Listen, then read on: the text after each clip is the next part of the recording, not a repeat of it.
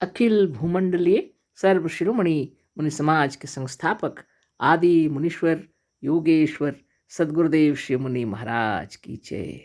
उपस्थित मुनि वृंद, साधु सज्जन वृंद, संत वृंद, साधक वृंद, आध्यात्म ज्ञान के जिज्ञासुओं और प्रेमियों, सभी श्रोता वृंद, आप सबको मेरा कोटिशः नमन, सप्रेम जय जीव।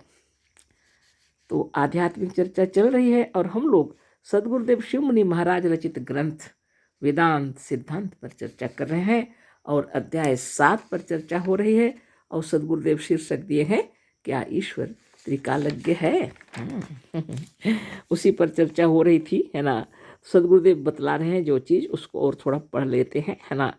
ईश्वर यदि इतना ही जानता है कि यदि वह अच्छा कर्म करेगा तो अधिक दिन जीवित रहेगा, तो इतना जानने से वह त्रिकालज्ञ नहीं हो सकता। इतना तो सभी कह सकते हैं, पर जो भविष्य का ठीक ठीक ज्ञान नहीं रखता वह त्रिकालज्ञ कैसे है।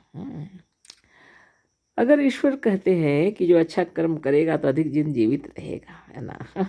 उन्होंने नियत किया है 90 वर्ष की आयु, और अच्छा कर्म करेगा तो अधिक दिन जीवित रहेगा, और अगर अच्छा कर्म नहीं करेगा तो शीघ्र ही मर जाएगा। हाँ, तो ये क्या है, ये त्रिकालज्ञ कैसे हो सकता है। जो ठीक ठीक जानता है, गुरुदेव कह रहे हैं, वही भविष्य में जो कुछ होगा उसके विषय में जो ठीक ठीक जानता है उसको त्रिकालज्ञ कहेंगे ना।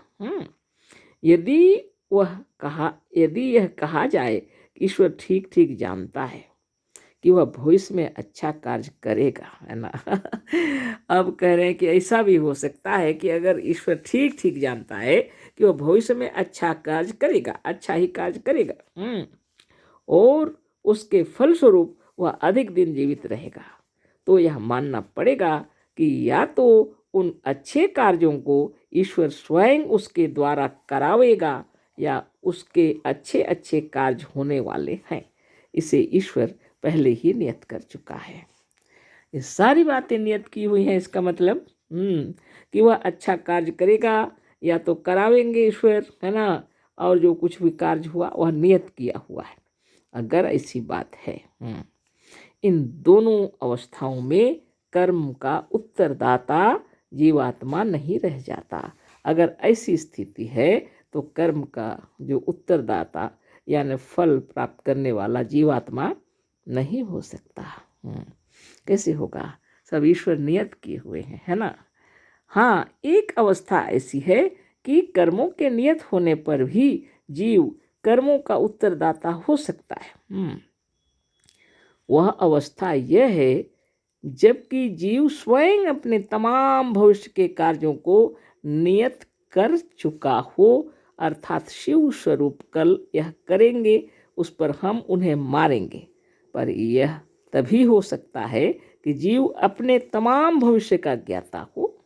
ये भी गजब हो गया। जीव अगर नियत किया हुआ है तो यह हो सकता है, कह रहे हैं, लेकिन जीव को भी तो तमाम भविष्य का ज्ञान होना चाहिए, नहीं तो कैसे होगा। तो ऐसी ऐसी बातें चल रही है ना। तो बिना भविष्य के जाने वह कैसे नियत कर सकता है कि भविष्य में इसके बाद यह करेंगे और उसके बाद वह। इतना ही नहीं, जीव को अपना भविष्य नियत करने पर दूसरों का भविष्य भी नियत करना और जानना पड़ेगा। जीव का भविष्य अगर नियत करते हैं तो अपना भविष्य अगर जीव नियत करते हैं तो दूसरे का भविष्य भी नियत करना पड़ेगा। अर्थात शिव स्वरूप कल अवश्य गाली देगा और हम उन्हें मारेंगे, है ना।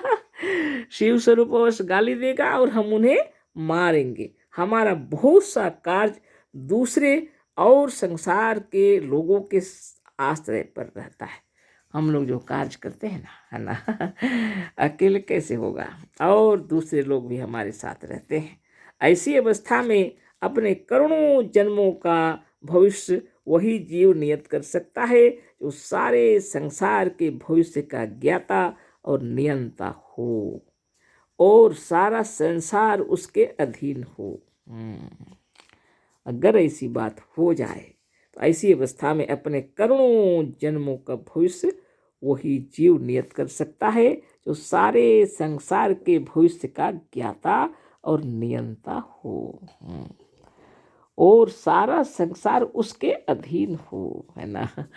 सारा संसार अगर जीव के अधीन हो तो अपने वो करोड़ों जन्मों का भविष्य भी नियत कर सकता है। अगर सारे संसार के भविष्य का ज्ञाता और नियंता होगा तब ना। सभी द्वैतवादी इसको एक स्वर से स्वीकार करेंगे कि जीव ऐसा नहीं हो सकता। तो जो द्वैतवादी हैं, जो ईश्वर को अलग से मानते हैं, वो इस बात को नहीं मानेंगे, है ना, नहीं कर सकते। तो उसके अधीन कैसे होगा, है ना, बहुत सी बातें हो जाएंगी। तो कह रहे हैं गुरुदेव कि द्वैतवादी इसको एक स्वर से स्वीकार करेंगे कि जीव ऐसा नहीं हो सकता, ऐसा ईश्वर ही हो सकता है। जीव ऐसा नहीं हो सकता, ऐसा तो ईश्वर ही हो सकता है। पर यह सिद्ध है कि ईश्वर ऐसा तब कर सकता है जब उसने सब कर्मों को पहले ही नियत कर रखा है। और यदि पहले से ही नियत है तो जीव को पाप पुण्य का भागी नहीं होना चाहिए, भागी नहीं होना चाहिए। और यदि ऐसी स्थिति में जीव को, बड़े से बड़े पापी जीव को ईश्वर दंड नहीं दे सकता। और ऐसा मानने से द्वैतवाद में बड़ी गड़बड़ी मच जाएगी। अतः पूर्वोक्त विचार से ईश्वर की त्रिकालज्ञता सिद्ध नहीं होती। धन्य हो सद्गुरुदेव शिव मुनि महाराज। खूब विचार कर लीजिए। कोई भी कार्य नियत नहीं है ना। मनुष्य अपने कर्मों का फल खुद भोगता है ना। लेकिन लोग सोचते हैं ईश्वर ने नियत कर रखा है, ऐसा ही होगा, वैसा ही होगा। ये मन के भ्रम को सद्गुरुदेव दूर करने के लिए इतने तरीके से सिखा रहे हैं, समझा रहे हैं हम लोगों को, है ना। कोई भी कार्य नियत नहीं है। आप अच्छे कर्म करेंगे तो अच्छा फल निश्चित होगा, और बुरे कर्म करेंगे तो बुरा फल भी निश्चित होगा। सद्गुरुदेव बतला रहे हैं कि सारे कार्य ईश्वर ने नियत नहीं किए हैं, है ना। ईश्वर बाहर में नहीं है। अगर जीव ने नियत किए हैं तो जीव का तो नियम बना हुआ है, कर्म प्रधान विश्व करी राखा, जो जस करे सो तस फल चाखा। सभी कर्मों का फल प्राप्त होगा, अच्छे का भी और बुरे का भी, है ना। कर्म ही सर्वश्रेष्ठ है, जीव ने नियत कर दिया है। इस विश्व में जितने धनवान हो या जितना भी गरीब से गरीब क्यों ना हो, है ना, सब अपने कर्मों का फल भोग रहे हैं, है ना। अच्छे कर्मों का फल अच्छा और बुरे कर्मों का फल बुरा ही होगा। कोई इसको बदल नहीं सकता। चाहे कोई कितना ही चढ़ावा चढ़ाए, है ना, चाहे कितना ही पूजा पाठ करे, है ना, ये सब कार्य करने से भी कुछ नहीं होगा। अपने कर्म का फल तो मिलना ही है, वह कर्म का फल ही प्राप्त होगा, चाहे इस जन्म का हो या किसी जन्म का हो।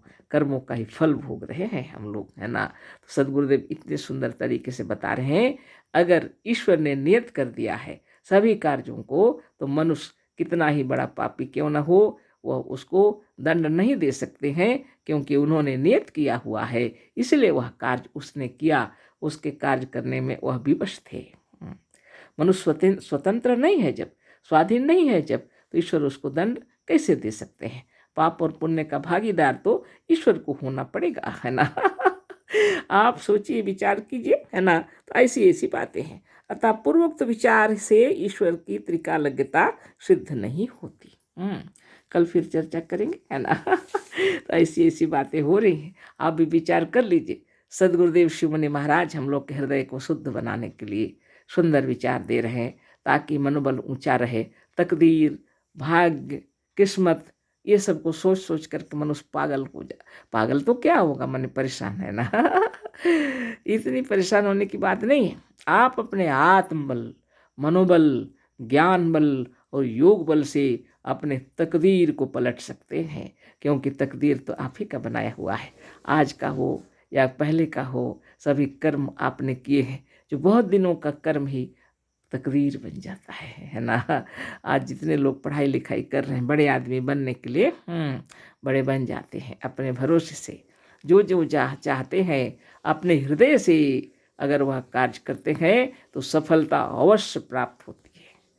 और अगर आप भगवान और तकदीर और ये सब सोचेंगे और अपने जीव को छोटा समझेंगे तो कोई कार्य नहीं होगा, है ना।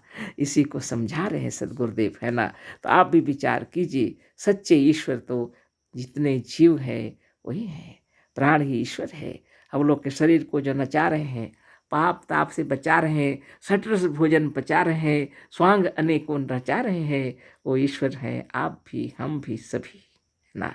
इन सबको चलाने की शक्ति अपने ही भीतर है, बाहर नहीं, है ना।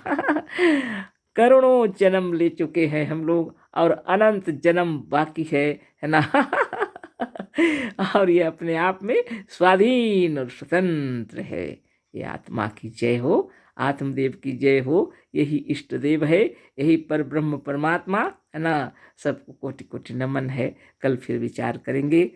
अशेष धन्यवाद, कोटिशः नमन। सप्रेम जय जीव। सदगुरुदेव शिव मुनि महाराज की जय।